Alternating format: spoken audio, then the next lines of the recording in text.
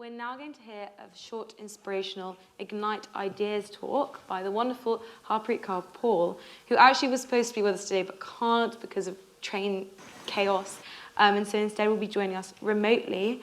And we'll also talk a little bit about a book that you can pick up outside. And I'm just showing you now so you all get a good look at what that looks like, which is a wonderful collection of essays and thoughts around perspectives on a global Green New Deal that I have no doubt Harpreet will also talk a little bit about. And she's already here with us, which is brilliant. So I'm going to pass on to you, Harpreet. Thank you so much, and thank you so much for having me. I'm really sorry I can't be there in person to sit with you and move through the evocative performances and soak up the amazing vibe that I've been hearing about. I have been asked to start with a short visual description of myself to support participants who have visual impairments. My name is Harpreet Kaur. I'm a short, heavily pregnant South Asian woman in my late 30s. I have long black wavy hair. My pronouns are she, her. I'm co-founder of Tipping Point UK. We provide support to grassroots groups and networks committed to collective liberation and climate justice. And I've been invited to talk about how we're building people power and the role of arts and culture in this. The climate movement has been demanding systems change, not climate change, for decades, but it remains an elusive slogan. We created Tipping Point last year to support the growth of people power-led movements to change the political weather, to grow powerful groups and networks committed to changing our ways of being together, to co-create equitable distribution of resources, leaderful agency, so that we can move away from our systems rooted in extraction, exploitation, expropriation, towards societies, economies, politics, and cultures of care, repair, and regeneration. And we think that only powerful communities can bring about the scale of change needed to make what currently might feel impossible become inevitable. How are we doing this? We're supporting grassroots groups to develop strategic campaigns that bring more and more people into diverse areas of the climate justice movement. We are helping them to tell, show, move, draw, paint, and enact powerful stories that reach new parts of our communities that may not have traditionally been involved in campaigning, and create cultures that move away from internal trauma that's often characterized movements to spaces that improve people's lives through joining movements in grassroots groups where we can promote healing and joy. And so through these three areas of support, which we refer to as strategy, story, and structure, the role of arts and culture is absolutely essential. We're providing this strategy, story, structure support across three campaign areas. First is called Stop Cambo, second, Defund Climate Chaos, and third, Care and Repair. So with Stop Cambo, our approach starts by recognizing that if you find yourself in a hole, the very first thing to do is to stop digging. Half the global population is already living in areas highly vulnerable to climate change impacts. At every increment of warming, hundreds of thousands more people will be exposed to devastating loss of crops, land, homes, schools, as floods, storms, droughts, sea level rise, rising temperatures escalate and become more regular. The UK says that it's a climate leader, but it's already used around 200% of its fair share of emissions and continues to sell new licenses for oil and gas exploration in the North Sea, which is absolutely crazy, especially when there are so many alternatives, insulating homes, investing in democratic, cooperative, renewable energy, and so much more.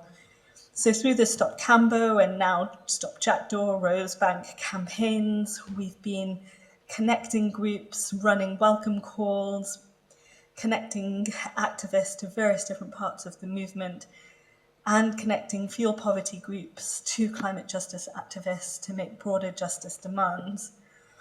Our second priority area is Defund Climate Chaos, which has been set up to support groups that are interested in stopping banks and insurance companies from profiting from climate change.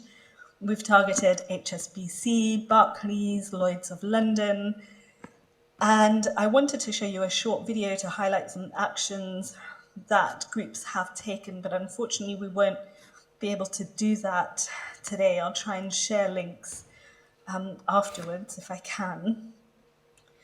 But to try and convey some aspects of the film, imagine memorial flowers outside of Lloyd's of London offices in London, an insurance syndicate that not only insured and profited from slavery, but continues to insure and profit from fossil fuel infrastructure through indigenous territories. And memorial flowers saying, "Rise, remember, resist," with audio from those on the front line of flooding in the Philippines to racialized environmental degradation and displacement. And imagine dancers from the Pacific Island warriors bringing strong performances and messages of resistance and hope outside the Bank of England, even as they speak to the existential threats that their islands face. Through these kinds of evocative actions and strategic campaigns targeting the financial sector, we're hoping to bring more and more different people into the climate movement. And finally, the care and repair work, which is the area that I co-lead on with my colleague Tatiana Garavito. We're supporting grassroots groups in the UK that traditionally might not be thought of as climate justice activists. They might be working for justice for renters in anti-gentrification campaigns. They might be working on workers' rights in trade unions. They might be supporting young asylum seekers or other migrants. They might be supporting young Black and brown youth who have been exposed to racialized discrimination in the education system and face disproportionate exclusion, especially those with neurodivergence. They might be health justice campaigners. And what we're doing is networking and connecting and collaborating, coming together to build trust, build relationships, and pick pivotal local struggles from resisting racialized environmental degradation, from incinerators to road and tunnel expansion and other things, to connect our struggles with climate justice. And we're doing that work globally too, particularly around COP26, the climate conference which took place in Glasgow last year, and in the lead up to the climate conference this year in Egypt, in solidarity with African civil society and civil society from the Global South calling for climate reparations. And again, I do have a video that I can share with you that shows the type of connecting, story building, strategizing, culture building work that we're doing. And as part of that, we helped put together a podcast called Planet B and the book Perspectives on a Global Green New Deal, which brings together voices from over 30 people from around the world working to connect various different issues to the climate justice struggle. And you can find out more about that at global-gnd.com, or pick up the book, or go to tippingpointuk.org, where you can learn more about Stop Cambo, Defund Climate Chaos, and climatereparations.uk. But if you're feeling a little bit overwhelmed at the various different ways of engaging and the deep connections between what seem like totally disparate and different struggles, that's totally understandable. What we're saying is that to address the climate change crisis with justice at its core, everything needs to change. Not just how we live or consume energy, but how we move, eat, work, and relate to one another. And that is overwhelming. But to change everything, we need everyone, people power, and lots of new people in our movements with new ideas to create whirlwinds and tipping points, so that what feels impossible and unpalatable currently becomes inevitable. But if you're still feeling overwhelmed, let's acknowledge that and sit with it. We all feel it as we witness the scale of changes that are happening and that being compounded by long legacies and histories of slavery and colonialism and injustice. But as we connect our various different struggles, we can create deep bonds and trust between racial justice, housing justice, workers' rights, climate justice, and so much more. And we have choice and agency about which parts of the injustice we respond to, and we can trust that the person sitting next to us, a person that we've not yet met, but may one day find connected in a networked way to justice struggles, will pick their own. And through that, we can create a tidal wave of lots of autonomous grassroots groups connected to one another, moving towards a transition of repair, regeneration, and care. But when answering the question, well, how do I choose which part of the struggle to join if they're all connected? If I don't have to choose between climate justice over housing justice, how do I pick?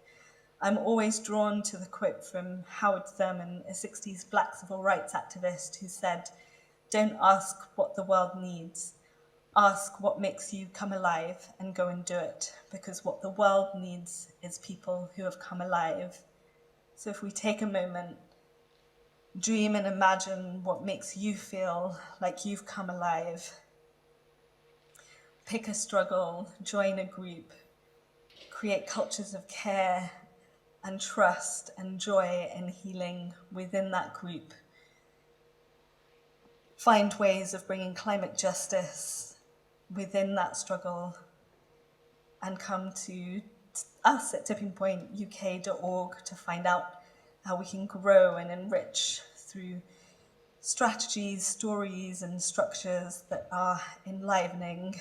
We believe that with all of us coming together, we can make the scale of change necessary. Thank you.